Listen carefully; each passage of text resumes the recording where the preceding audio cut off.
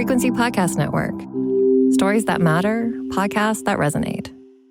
He's in the building!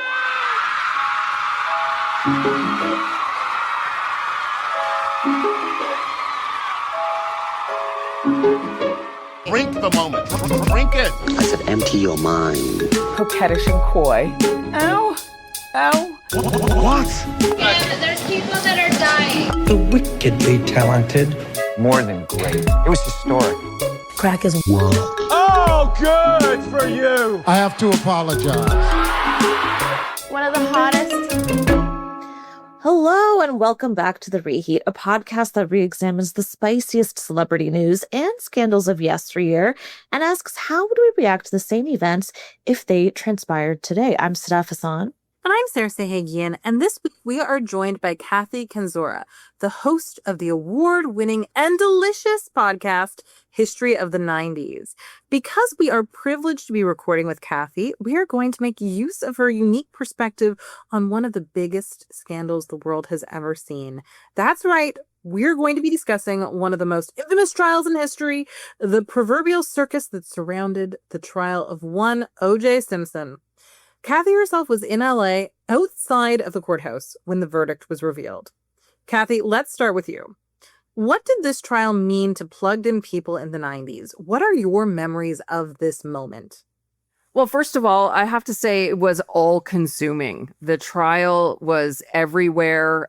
I worked in a busy Toronto newsroom at the time, and all of the TVs were on, volume up every day, so we could hear everything that was happening in the trial. Wouldn't want to miss a thing while we're working on other things. So, a bank of televisions constantly showing you what was going on in the trial. And you have to remember, it was 9 months long. This trial lasted 9 months, which is ridiculously long because if you look back at the Diddy trial last year, it was a very complicated, intricate trial. And I think it was 7 weeks. So 9 months is crazy. You would think you would get bored of it after a certain point. But honestly, there were so many twists and turns in the OJ trial that you really were tuning in every day to see what was going to happen. So even when, they got into the DNA evidence, which was a bit over my head at the time, and a lot of people, it was a little dry, it was still fascinating because DNA was something so new and so unfamiliar that, for me personally, I wanted to learn more about it. And I can remember when they started throwing out the stats of the blood and the DNA found at the crime scene, it was something like 1 in 9.7 billion chance that this blood wasn't OJ's. So essentially they're saying this is OJ's blood at the crime scene. And the number blew me away. And I'm like, well, case closed. This is over. He's obviously guilty. How's the defense gonna, get around this? But how naive of me to think that they didn't have a way to get around it. So it was fascinating. I can only imagine being locked in. I have some childhood memories of this, but not a ton because I was fairly young. I did still somehow see snippets of this trial because it was ubiquitous. Sorry, I had trouble saying that word today. Okay, hopefully that comes off as charming. Sadaf, you were basically a toddler when this happened. So when did you first become aware? Because I'm imagining that you must become aware of this trial in retrospect, years later. Oh, yeah. I remember. Listen, my family are big gossips.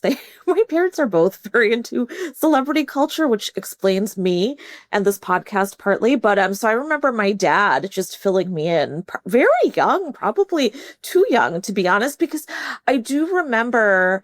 And, sometimes I wonder if I'm just filling in the blanks a little bit because we still all know the story now well, right? And there's been so many adaptations about it. And I've watched it all. I've read it all. If it doesn't fit, you must acquit is something that has haunted me since I was very young. And I remember the chase. I remember the Bronco. Even now when I see the newer Broncos, I'm like, oh my God, OJ. Like I have all those little moments that have cataloged in my brain. Took me a long time to actually grow up and understand what the case was and what happened. I think when I was younger, OJ was presented as such a larger than life character that I don't think I truly processed that he's a bad guy until I got a bit older and I read everything for myself. And I was like, oh, this man is a monster. But in a weird way, I have to assume in the 90s, he was captured, at least for a certain audience, as someone who had more to him, where he might not have done it. And he's the guy who represents a certain community and we have to protect him in a little bit of a way. I think that is something I picked up first. And then I really learned the true horror of it all. And now I'm still fascinated by it. It's been years. Yeah, it's one of those things where it's hard to come up, I think, with a modern analog, except it's like Travis Kelce's brother murdered his wife, Kylie. Like that was equally a big deal. But I think when this happened, I didn't realize, because I was young, how beloved OJ had been just a decade prior. I think I really sort of I wasn't alive when he was in his heyday, right?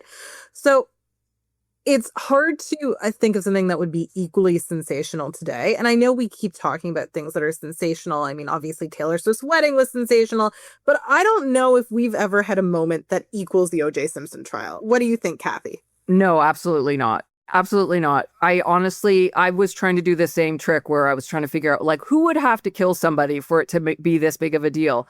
And honestly, I was like, LeBron James, I don't know, like someone who has crossed over multiple areas from, not just a professional athlete, but into entertainment and culture at large. Someone like that.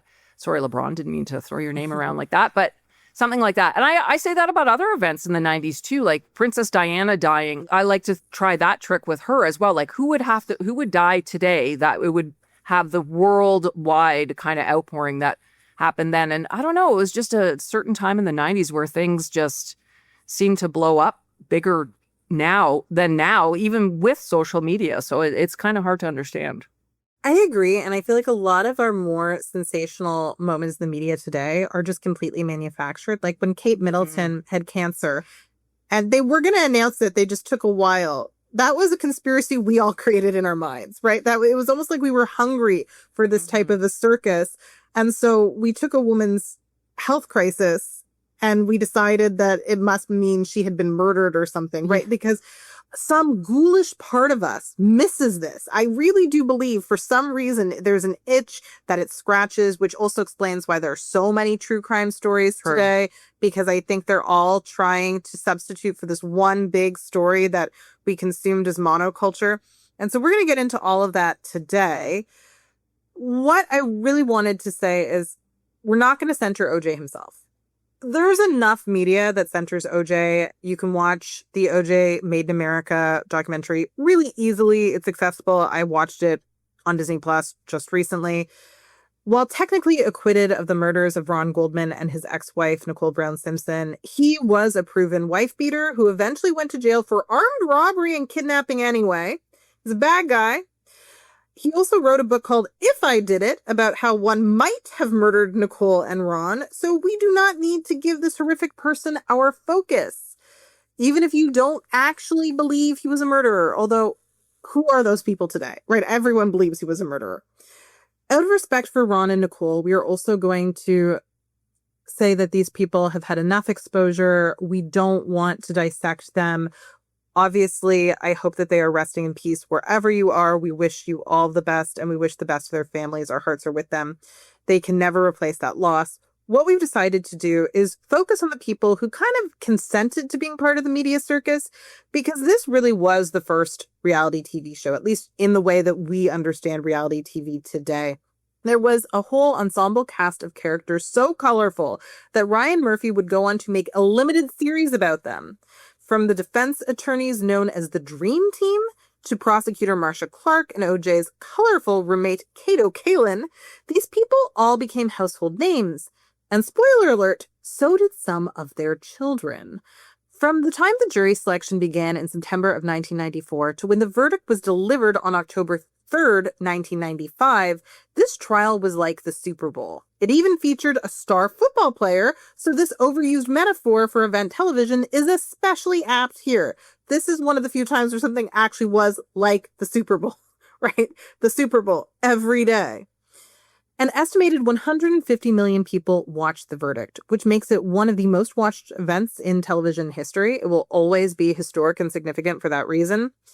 In 2006, USC professor Todd Boyd told CBS, quote, "I think the O.J. Simpson case is the ultimate reality TV show." And boy, was he right. I think every reality TV show since then has been trying to recapture the high that people got from watching this trial and just all the twists and turns.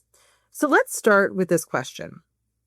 Who is the supporting character from this saga that you think of most often in your daily life? Who has most captured your imagination throughout the years? So let's start with Kathy. I think there's two, if I'm allowed to give you two. Okay. But the first one for sure is Kim Goldman, who is the younger sister of Ron Goldman. And you mentioned he was the other person who was murdered alongside Nicole Simpson. He was essentially in the wrong place at the wrong time. And Kim was just about 22 or 23 at the time. And she was in court every day with her dad, Fred Goldman. And the two of them sat there listening to all of the evidence. But the dad was very vocal with the media outside the courthouse, speaking very emotionally and frankly about their belief that OJ did this horrible crime and that, you know, they constantly were showing their frustrations with his lawyers and with the whole media circus of the whole thing. And Kim, she was pretty quiet. She was by her dad's side in the court, and she's young. She's like 22, 23 years old. And then at the end of the trial, when they're reading the verdict, you don't see it, but you hear in the background, if you go back and watch it, this guttural cry from the spectator gallery. And you don't know what it is, and it keeps going on because the camera is focused on OJ and his team. And eventually we learn it's Kim Goldman breaking down, fully overwhelmed that the man they believe killed her brother is now going to walk free. It was so painful to listen to her in that moment. And it was like he was dying all over again right in front of her. It was just so heartbreaking. And I've followed her over the years. She's become this amazing advocate for victims' rights and a victim's advocate. And like her and her father were like OJ naysayers right to the end, and were responsible for the civil suit that was successfully launched against OJ. And she just really kept her brother's memory alive. And I just admired her for that. I still do, because, you know, I would hope I would do the same if something like that happened to my brother, because his name and his story was really kind of brushed under the carpet because it was always about Nicole and her friend. And it was quite sad. So it was nice to see his little sister, taking that role. And the other one is Chris Darden. I mean, this guy, oh my God, he went through it. Like, it was, what an awful experience for him. And he was the only Black man on the prosecution team.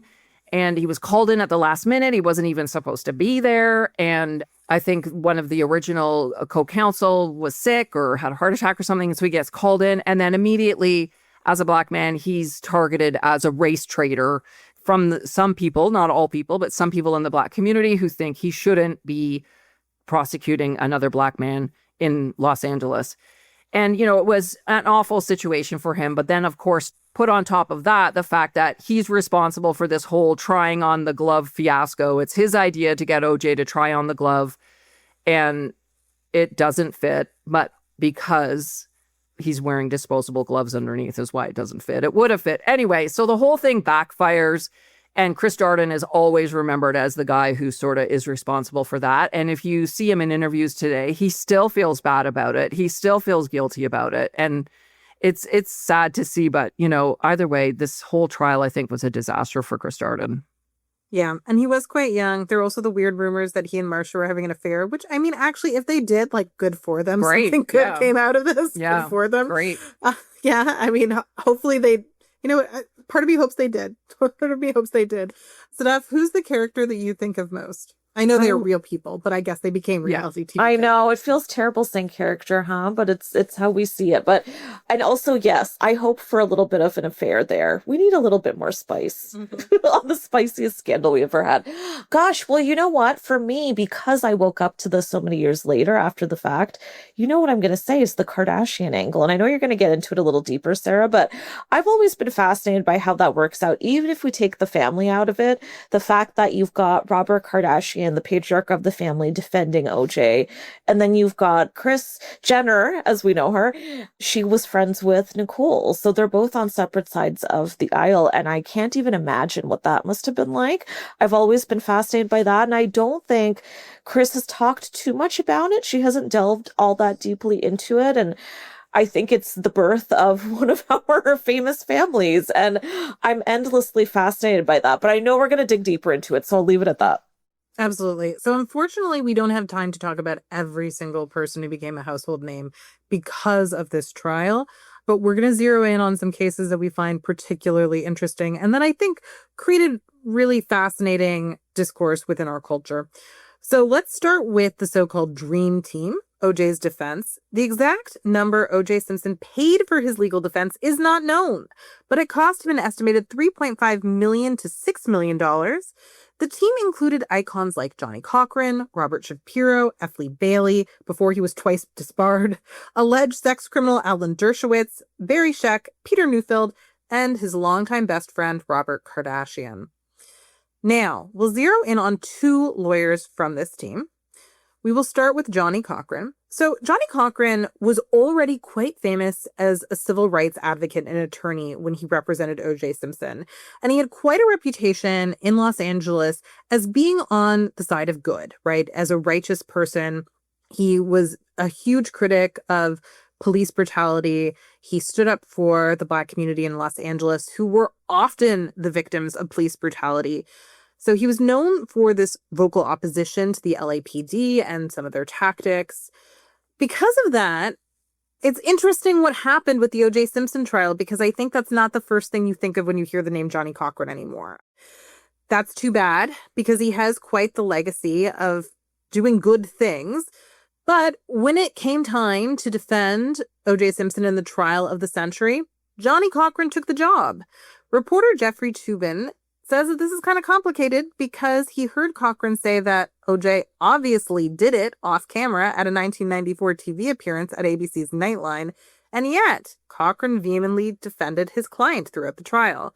And Cochran's wife, Linnell, is also said to have referred to OJ as guilty. So, why did Cochran, an esteemed attorney, somebody who thought OJ was guilty, according to the information we have, likely he thought that, why did somebody who had done so much to help marginalized people defend a rich wife beater who killed his own spouse and her innocent friend? Well, part of the incentive could have been financial, but a bigger motivation was likely the opportunity to attack police integrity on a global stage. While the less wealthy Black people the LAPD harassed and frequently brutalized did not have the means to hire the world's greatest defense team or the fame to get people to watch their trial, OJ did have that. He had that platform. And honestly, at the trial, the police came off as foul. Evidence was mishandled and logged incorrectly. It turned out that they had possibly lost or even maybe planted some samples from OJ.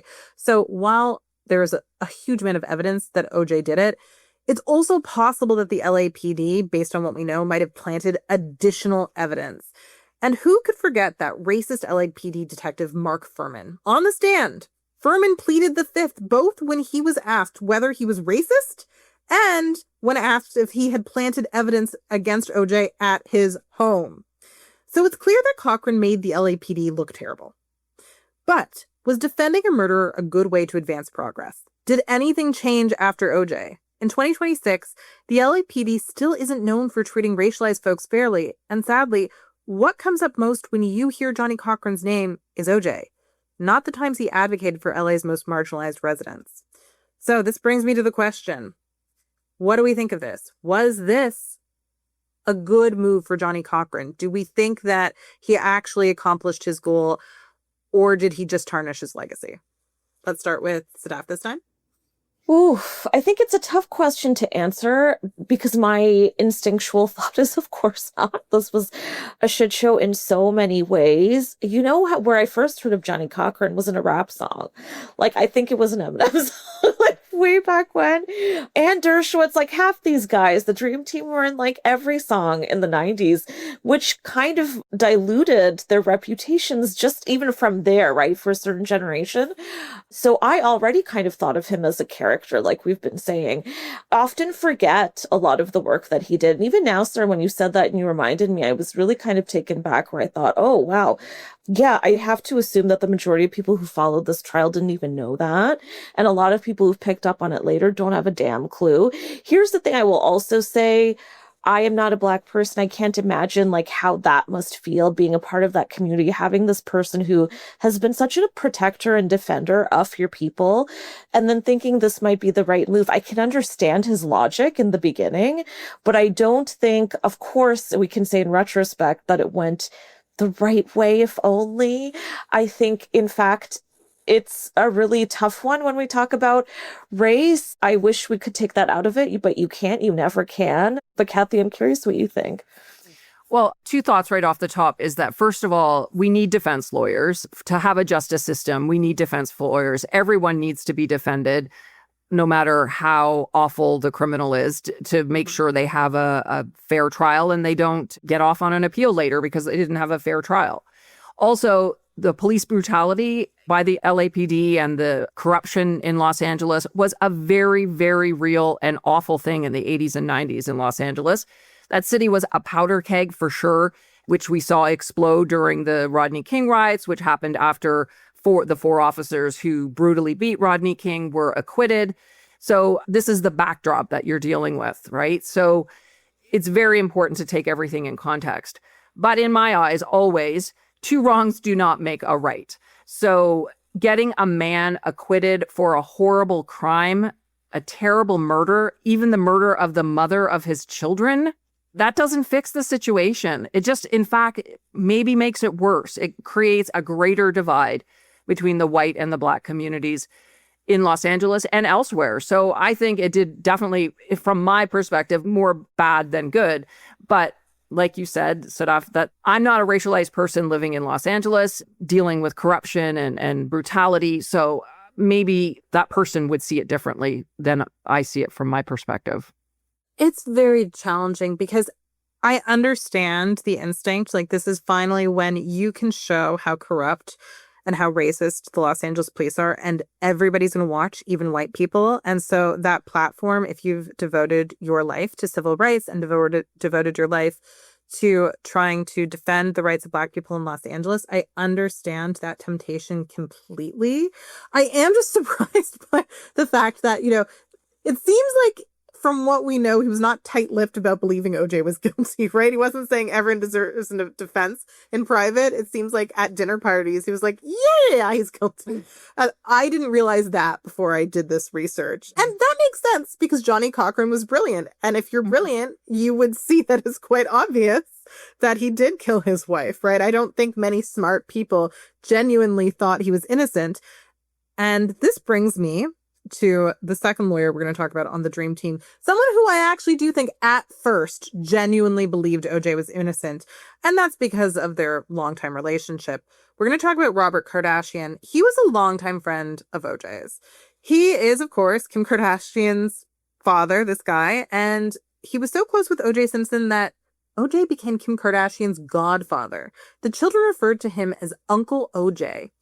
Both of these men met before their careers really took off, so the friendship was genuine. They actually liked each other's company, and I do think that that's something that we forget. I actually, for some reason, had forgotten how long they knew each other. I thought they met when they were both sort of rich and established, but that's not true. They really liked each other from the beginning.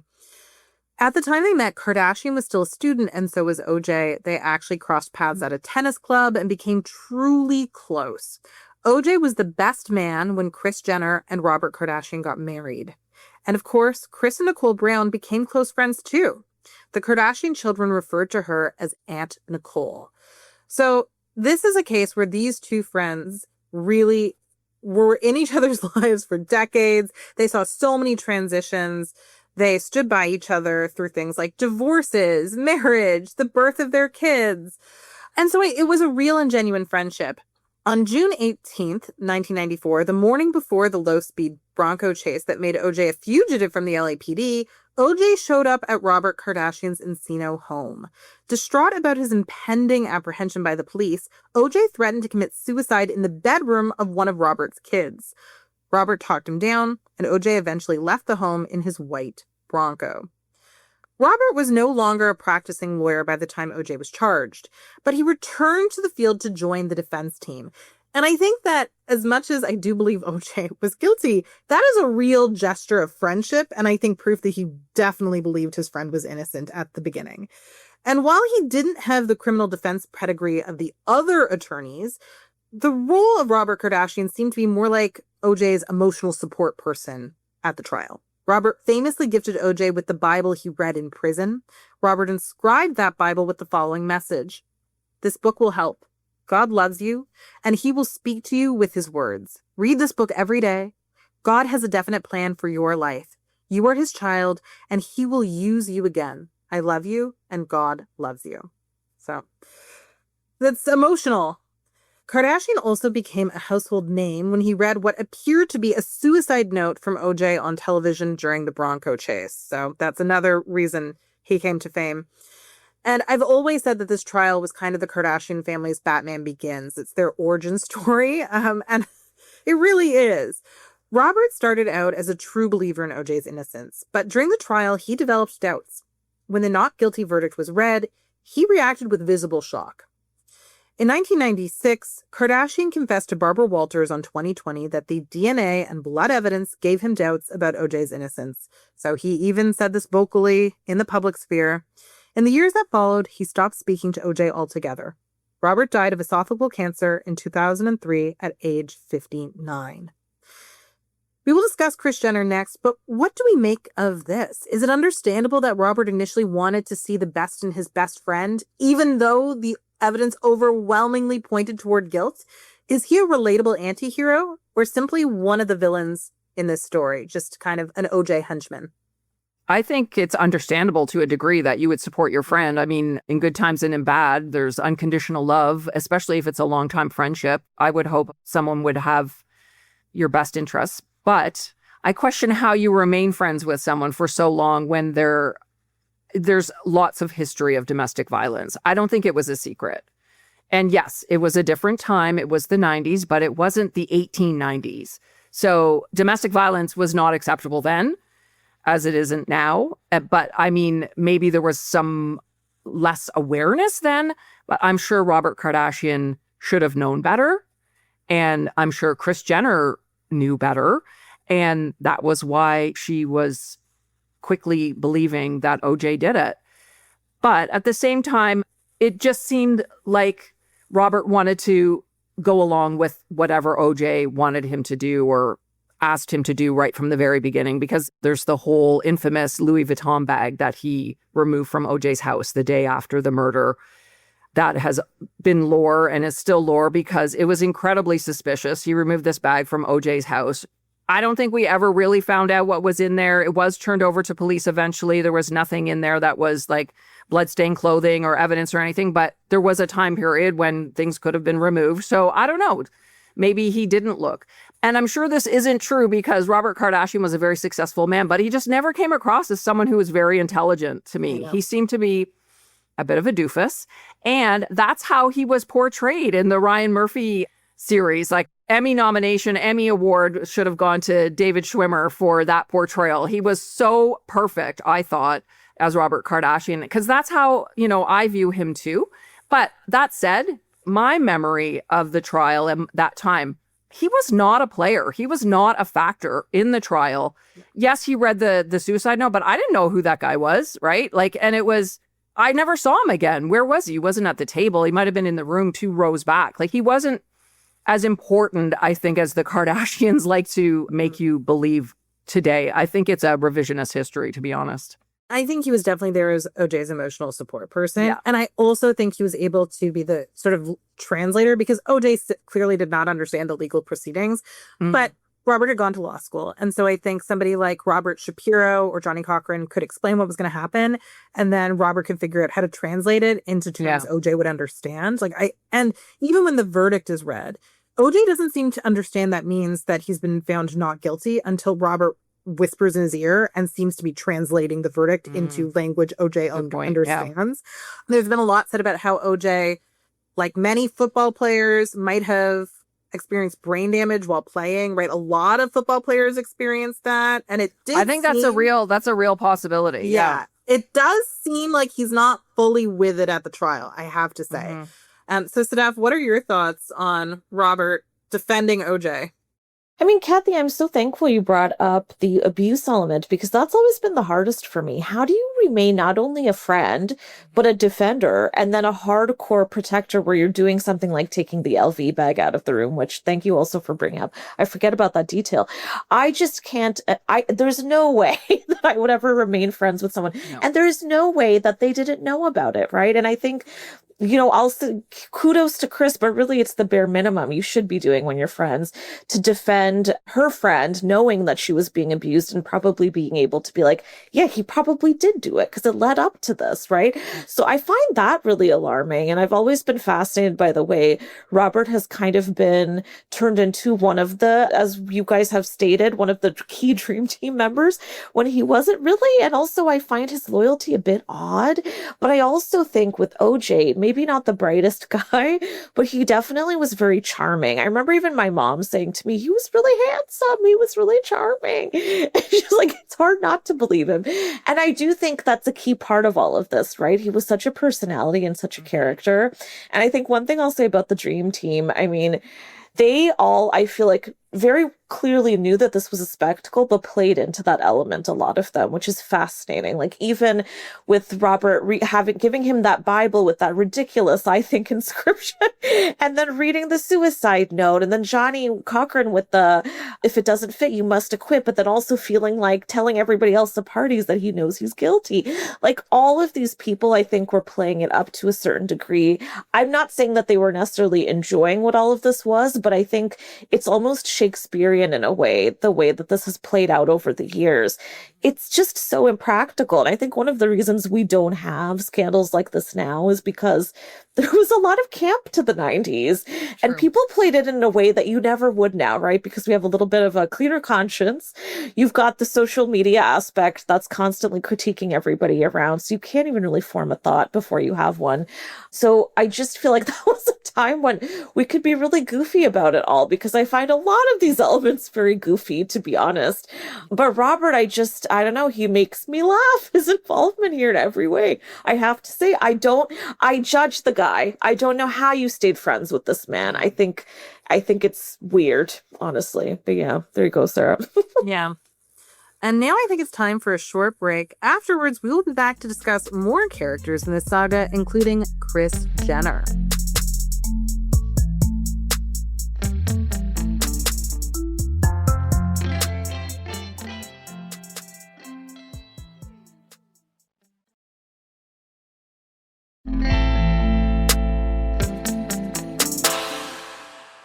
And we're back. Well, somebody who did not believe in OJ's innocence was Kris Jenner, who was Robert's ex-wife and the mother of the Kardashian children. Kris and Nicole had been close. In a 2009 interview with Dr. Phil, Kris Jenner explained how her ex broached the subject of defending OJ. Quote, right before the trial, Robert sat down and wrote us a handwritten letter and just said, look, I know you don't agree with what is going down here, but this is what I have to do for my friend. Jenner also told Dr. Phil that Nicole was convinced OJ was becoming more dangerous in the lead up to her murder. Jenner claims Nicole told those close to her, quote, he's going to kill me and he's going to get away with it. Prophetic words. So, if Kris was always convinced OJ was guilty, why didn't Robert believe in his guilt? Remember, OJ had a long history of violence against Nicole. Is this just friendship blinders? Or do we really have a different understanding of how domestic violence leads to murder in the post-Me Too era?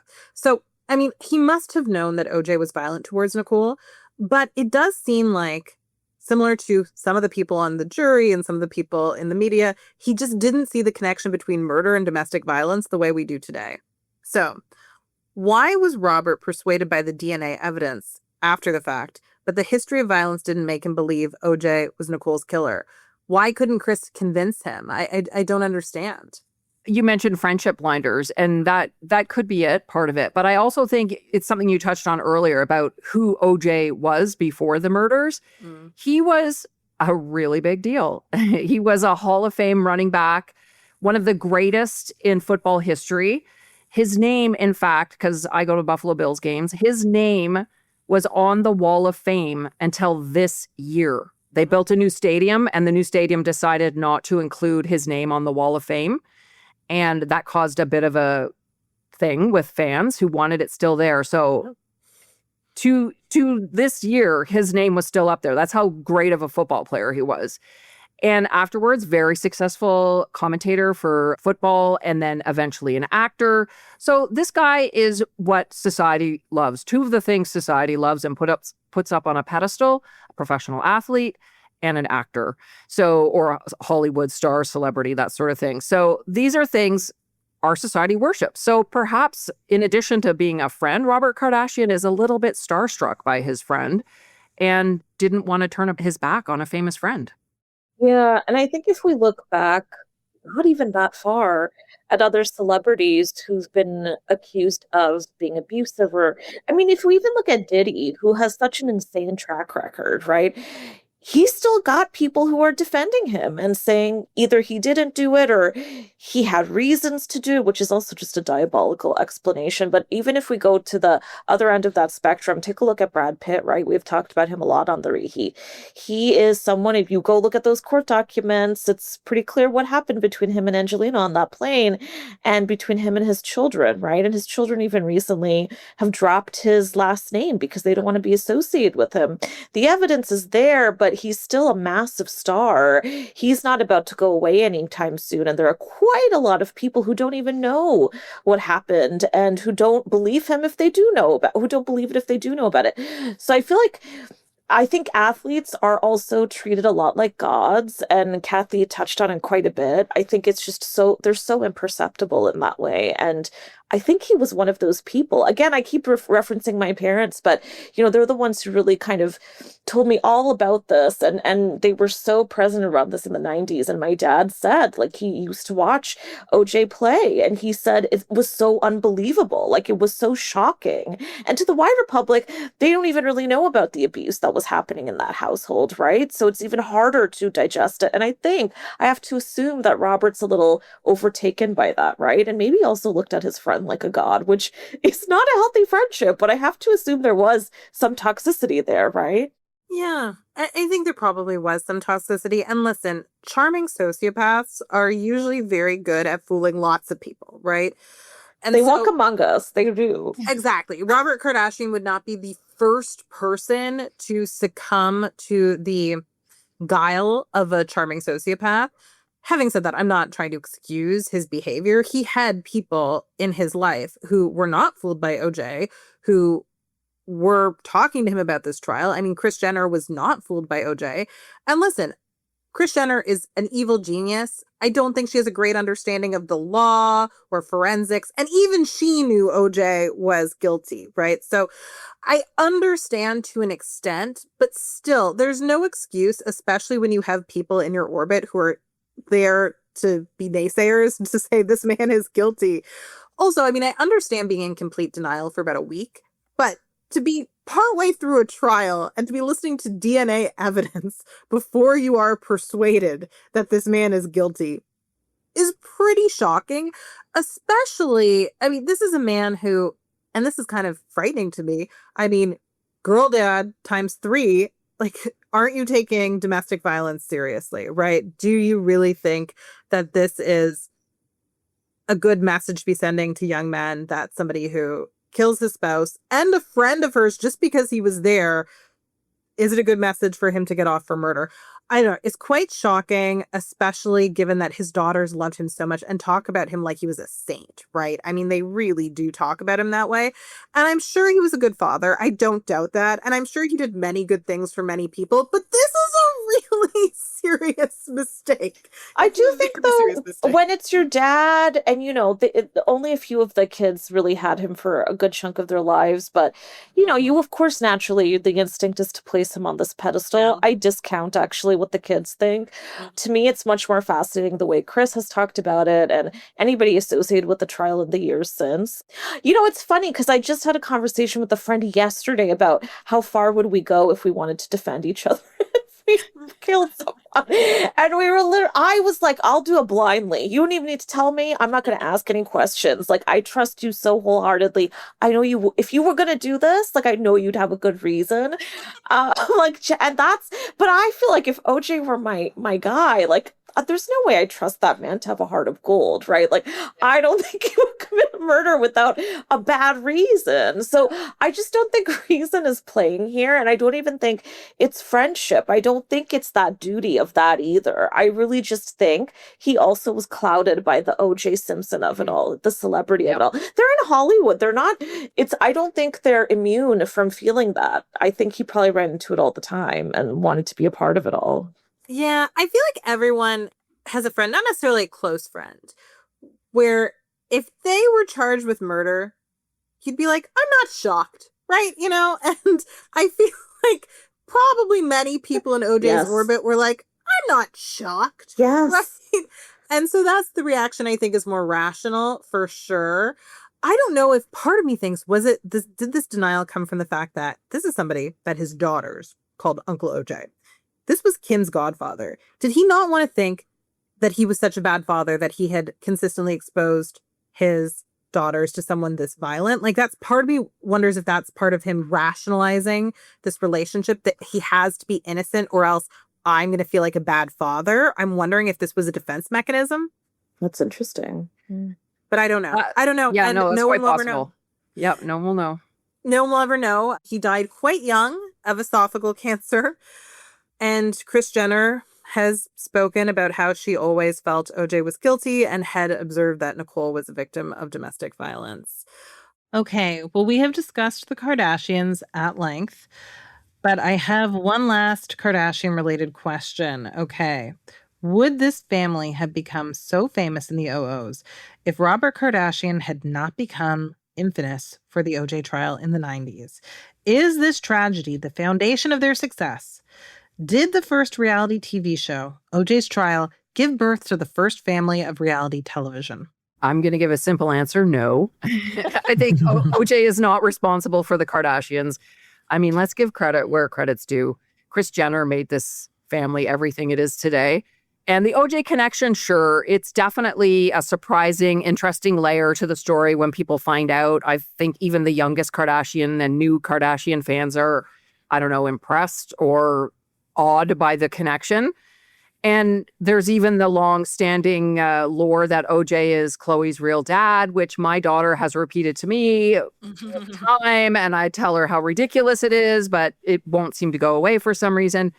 But that said, you've mentioned the Bible a few times. I was really surprised when that came up on the Kardashians in the past couple of seasons. I guess Kim had acquired the Bible through an auction or something. Someone had bought it through an auction, and she really wanted to get it because it was her dad's. Understandable. But what I didn't understand was that why it became part of the show, because she read the inscription and talked about who he had given it to. And I thought, why? Ooh, I just had such ick from it.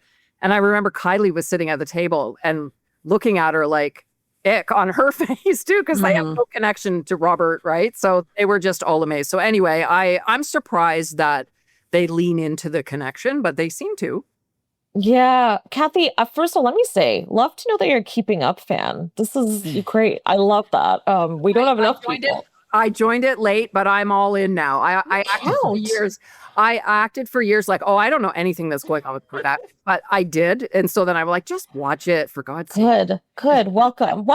I echo everything you just said. I think, no, we give that honor to Kris and to Kim, who it all started with one little sex tape. And thank you, Kim. And I don't think they could have gone to where they are now without Kris's genius, or evil genius, as you said earlier, Sarah.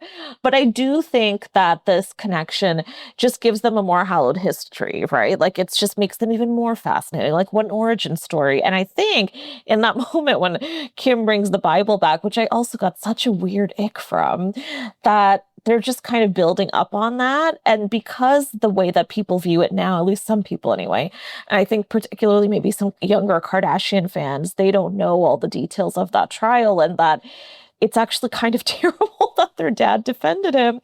I think they're just thrilled that there's this really famous, spectacular connection that they have to this big moment in Hollywood. So I think that's fascinating, and the way they play to it is fascinating. I really enjoyed the Chloe is the daughter of OJ rumors.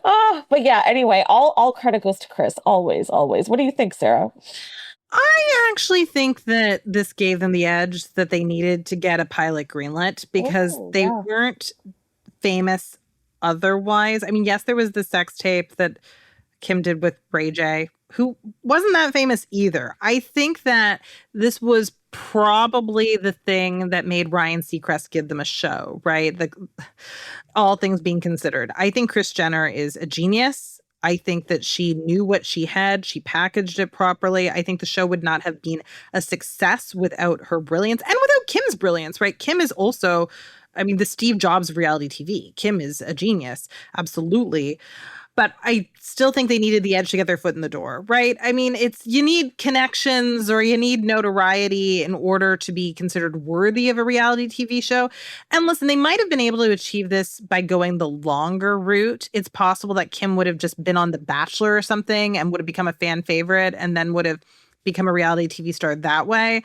But even though I think they were always destined to be reality TV icons, I think the fact that they got their own show when they didn't really have much of a claim to fame besides this, I think this did give them that edge. That's why I call it their Batman Begins. But that's my take. No, that's actually such a good point. It's dark to say it, but the OJ trial looks good on a resume, right? I was going to say, it's something else to add to the resume for sure. Yeah. It gets people's attention when you're sending them the pitch deck, right? You think, okay, well, I'm going to read that pitch. But just to be devil's advocate, don't forget, Bruce Jenner was a big deal when... That's true. That is true. So Kris was married to Bruce. Yeah. Yeah. So, but again, all those things together on the resume is probably, and maybe the Kardashian or the Robert angle tipped it over. Yeah. I mean, we'll never know because these people had so many weird bits of lore. We'll never know exactly. I mean, Kim used to work for Paris Hilton and they were friends. Yeah. And then Brody Jenner, who's Caitlyn Jenner's son, Brody was on The Hills, right? So it is possible that they would have gotten the show as a family themselves without the OJ trial. But I'm just wondering if that's how it would have started or if maybe Kris would have had to be a Real Housewife or something first before they got their show. Because that also, she would have been a great Real Housewife, I have to say. I hope it still happens. Fingers crossed. She would have been fabulous. Okay, now it is time for us to speak about perhaps the strangest person to become famous because of this trial, Kato Kaelin. Kato was an aspiring actor in the 1990s. He was originally friends with Nicole Brown. He met her while skiing in Aspen in 1992 and later moved into her guest house. He paid rent and was very involved in the family, helping to take care of Nicole's children, Sydney and Justin.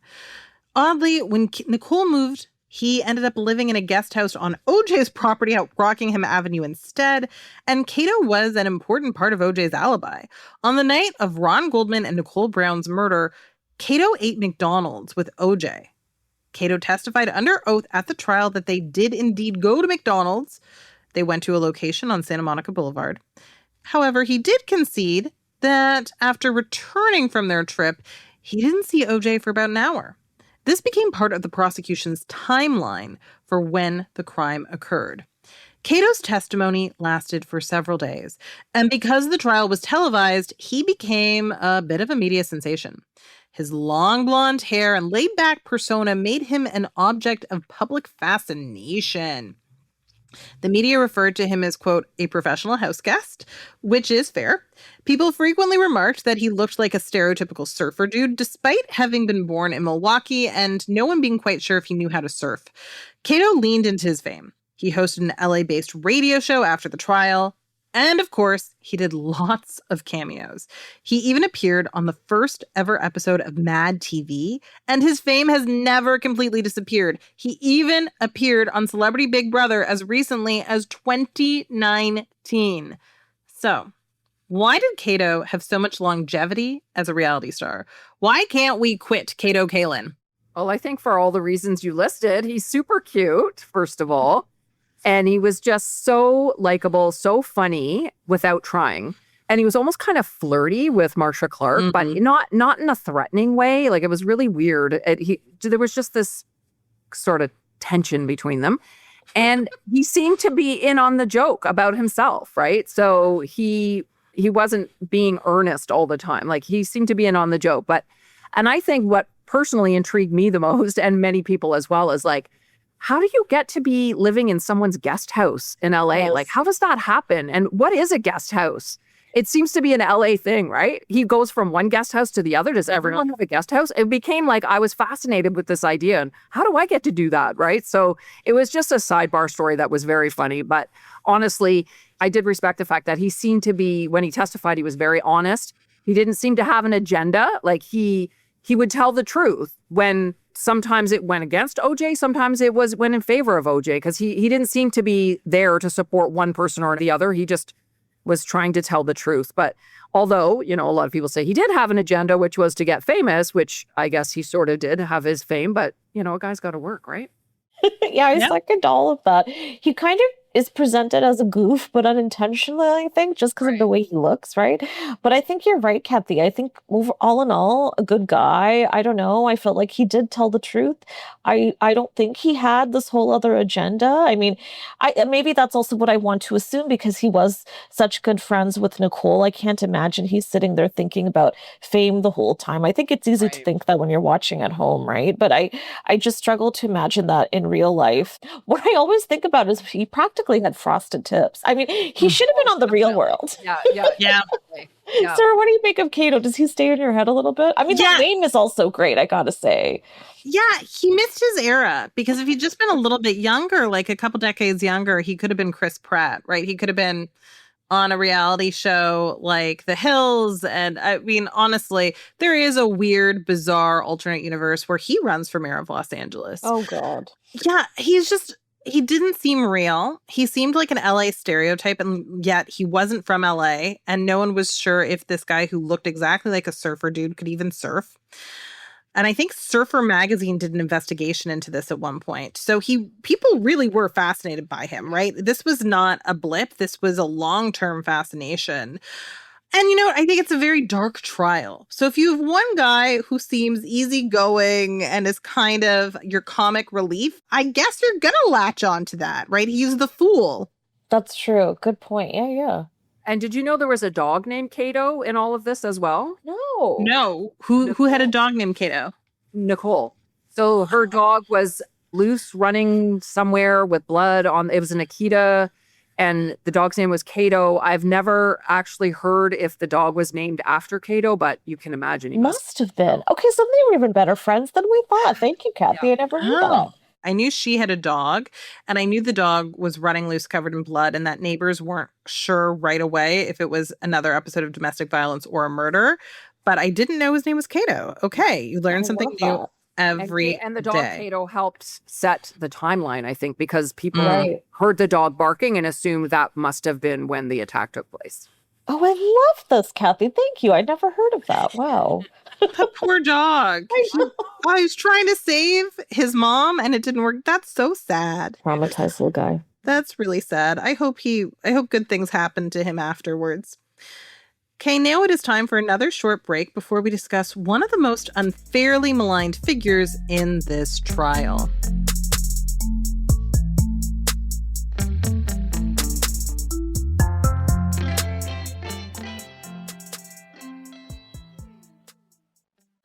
There's never been a better time to get outside and experience the benefits of nature.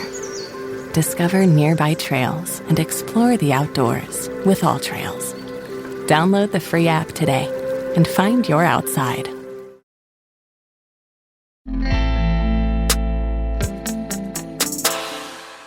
We're back, and this time we're going to talk about my personal favorite character from OJ's trial, the long-suffering prosecutor, Marcia Clark. Marcia Clark had 13 years of experience as a prosecutor when she began this trial, and she wasn't just any prosecutor. She was the prosecutor. Marcia had never lost a single murder case in her career. During the trial, Marcia went through hell. The media criticized her hair, her clothes, everything about the way she handled the case. Sometimes they said the single mom looked tired, which of course she did because she was the lead prosecutor on the trial of the century and was a single parent. So yeah, did people think she was getting a lot of rest? How do you want this woman to look? Come on. Other words that were frequently used to critique Marcia were shrill and emotional. So all the basics of misogyny. Perhaps the most shocking development was when the National Enquirer obtained and published nude images of Marcia from a vacation in 1979. After the trial was over, many people blamed Marcia for OJ's acquittal, despite the fact that he had one of the best-funded defenses in legal history, and the LAPD may have discredited the case by mishandling evidence. After the verdict, Marcia said, quote, "I felt like I'd let everyone down. The Goldmans, the Browns, my team, the country." That's so sad. That's so much responsibility she feels.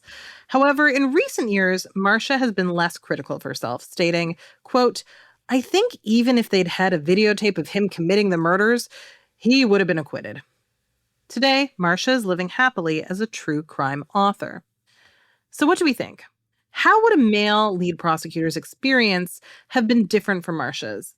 And would she have experienced as much misogyny if the trial occurred today? Well, I think it was awful what the media put her through. And as you're recounting it, like, it's making me angry listening to some of the things that she went through. And I can't help but shake my head. It was just horrible. Commenting on her hair, her clothes, looking into her personal life, all those things, way out of bounds. And 100% a male prosecutor would not have had to deal with that. It would have been completely different ballgame altogether. But I mean, it's important to remember that the 90s was an era we call a tabloid decade, because there was this tabloidification of news. I'm sure that's not a word, but that's what happened. There was hard copy and a current affair, and then the daytime talk shows like Geraldo and Maury Povich. So it was like things got really down and dirty, and it just, anything seemed to be allowed. You could say anything on these shows, but then it bled into mainstream media as well. So it was a really awful time, especially for women. And we've seen that now, you know, looking back in hindsight at the way women were treated, even like Monica Lewinsky and Pamela Anderson. And there's been a real reevaluation of how women were treated and talked about in that era as being not okay. So I would hope that if that something a female prosecutor was front and center like that, it would be different now. But I'm not 100% confident that there's still going to be comments about what she was wearing and how she looked and that sort of thing, things that would never come up when it's a male prosecutor. So it is disappointing for sure. Yeah, totally. And I think one other thing too, and I didn't realize this so much until I watched the Ryan Murphy show, which, by the way, one very good Ryan Murphy show. There's not many of them, but this one is great. But I didn't realize, because I started to read so much more about Marcia after watching the show, and she was actively going through a custody case while this trial was happening, and it was brutal. Her husband was using the trial as an excuse to say, she's not present at home, she's not spending time with the kids, I should have full custody. She's going through all of that, this brutal experience through the divorce, just right around then too. And I don't think she got any slack for any of it. And I think for all the reasons Kathy just mentioned. But the one thing I will add is I do think that show helped significantly. I mean, who better to play you than Sarah Paulson, who did such an amazing job. That show did such a beautiful job of giving her and Kris that glory that they didn't really get, I think, in real life. And so I appreciated that to a degree. And I read a lot about it after, but Marcia was really happy with the portrayal. And I can't say that for what she thought about the whole show, but she really loved the way Sarah presented her and the way the show did. And I think she even went with Sarah to the Emmys that year. So I love that. I think that was a little bit of overdue claim. We love Marcia Clark here. Absolutely. Yeah. Absolutely. And it's funny because I remember interviews that Sarah Paulson did to promote the TV show, and she was so protective of just Marcia, even in the interviews, right? She would say when she would hear people say misogynist things about Marcia, it would make her upset, right? And I love that. I feel like the understanding, just the complete understanding of who Marcia is as a person just shines through in that performance. Like, they seem to just be kindred spirits. She just gets Marcia. And also Sarah is an amazing actress and really plays a lot of characters very well. But if I had to pick her best performance, this might be it. Yeah, and I mean, it's interesting, too, because they play up the hair angle, too, right? They gave her a hell of a wig. And it's great because it captures kind of the, I don't know, the goofy way that they were presenting Marcia at the time in the press, but also you look so far past beyond it. Like, you just forget about it after, like, the first few lines that Sarah even utters in the show. I don't know. I think that, yeah, I just love that portrayal so much. So this brings us to our final question. Which one of the people we discussed today do we think became most inextricably linked with this trial? Whose legacy was or will be most defined by it? Is it Johnnie Cochran, Robert Kardashian, Kris Jenner, Marcia Clark, or our friend Kato? I'm going to say Johnnie Cochran because that's what I think. I can't think of OJ without Cochran. I can't think Cochran without OJ. And like I said, I think his name has even become very pop cultured in the sense that it's been in every song. It's not gone in the way that he wanted it. And I think it's very unfortunate the way that his legacy twisted in that way. And I wish that he'd thought about that a little bit beforehand because I think there could have been some foresight. And we know he was also, he defended Michael Jackson. He was involved with the Diddy trial way back in the day as well. And I just don't think, like, in present time, to put it this way, but it's not a good look. It's not a good track record. But I think he was a solid lawyer. I think his heart was in the right place way back when. But I think things just shifted. And sadly, that's all I think about now. What do you guys think, Kathy? I totally agree. Johnnie Cochran, hands down. And it's, for me, the whole of all there's a lot of important people on the dream team, but he's the one. It felt like Cochran was running the show. And I guess at a certain point he was. And it felt like, and there was lots and lots of evidence, obviously, over 9 months, but it felt like that if it doesn't fit, you must acquit. Got OJ off. Like, it's felt like single-handedly. I pictured the jurors, like, they were sent to the, to deliberate with a mantra, like, that rhymed. It was so simple. They're like, if it doesn't fit, I must acquit. Like, it's like, I picture them repeating that over and over to themselves. And there was lots of evidence that they probably weighed, but that one, he nailed it with that. You got to say, he absolutely. And in the same sense, I think, and I kind of talked about this earlier, but I think he was the ringleader of the spectacle. Like, even if it was unintentional, though I don't think it was unintentional entirely, I think he knew what they were playing with here, that it was this huge, what had become a global story. And he was part of what made it such a big circus. I really do think that. And I don't love that either. Sarah, what do you think? So I think Johnnie Cochran, yes, I think his legacy is the most linked to this trial. And it's too bad because he did a lot of great work before the trial, right? He did a lot of important things to advocate for marginalized, racialized people in Los Angeles who are experiencing police brutality. But yes, when you hear that name, all I think is if the glove don't fit, you must acquit. And I remember as a kid, because my dad's a lawyer, I remember, this is probably inappropriate conversation because I was quite young, but at the dinner table, my dad dissecting Johnnie Cochran's cross-examinations and explaining why they were effective, but also why they were total BS, right? How he was kind of taking advantage of the fact that he was a really good showman. Like, if the gloves don't fit, you must acquit, right? And my dad was like, there are lots of reasons the glove didn't fit. Right. Yeah. He stopped taking some medication that made his hand kind of get larger and get bloated. Obviously, he was wearing the fake glove he was not the fake glove. He was wearing the disposable glove underneath. No one had worn it for a while. If you get good gloves, you kind of have to stretch them out again, right? There were so many reasons. Same thing with, Mark Fuhrman, the cop, obviously, just horrible guy. And I remember my dad saying, like, that's why they're going to lose, because this guy is just so shady. And I don't know if that was really the linchpin, but even just him saying things like the glove was glistening with blood. And then OJ's defense team pointing out that, like, blood dries, right? It's not going to be glistening the next day if you find it, right? So, he had good lawyers, and he had lawyers who were also good at being entertaining, and they were selling a much better story than the prosecution was selling, because that was just a really boring, run-of-the-mill, pedestrian story about what happens so often, which is a guy with a history of beating his wife eventually kills his wife, and she knew it was going to happen. It's not interesting. It's horrible. It's tragic, but it's a story we hear all the time. And that brings us to the end of this episode. So thank you so much, Kathy, for being a fabulous guest. When our listeners listen to this, they're obviously going to want to follow you. So where can they find you, Kathy? My podcast is called History of the 90s, so you can find that wherever you listen to podcasts, wherever you're listening to this one right now. And I'm also on Instagram at That 90s Podcast and a little bit on TikTok at 90s Podcast. So you can find me in those two places. But thank you for having me on, because I would sit and talk about OJ and the Kardashians all day long. So thank you. Oh, what a pleasure. We got to have you back, because we do quite a few Kardashian episodes, and I'd love to have you on. And let me just say to the listeners, listen, if you love the Reheat, you're going to love History of the 90s. It is such a perfect little chaser. We've got a good little match there. It's fun. For sure. Absolutely. And if you liked this show, you can listen to more of The Reheat for free on the Seeker app. You can also find the show on the Frequency Podcast Network or wherever you get your podcasts. If you want to hear more from me, you can find me on Instagram and Threads at Sahiki and Sarah. Steph, where can our lovely listeners find you? Listeners can find me on Twitter at _Steph Hassan and on Instagram at Canada Whore. And if you liked this podcast, please rate, review, and subscribe so other listeners can find us too. If you'd like us to keep growing, and we know you do, we'd love for you to support us on Patreon at patreon.com/The Reheat, where we've got some goods in store for you. Thank you for listening.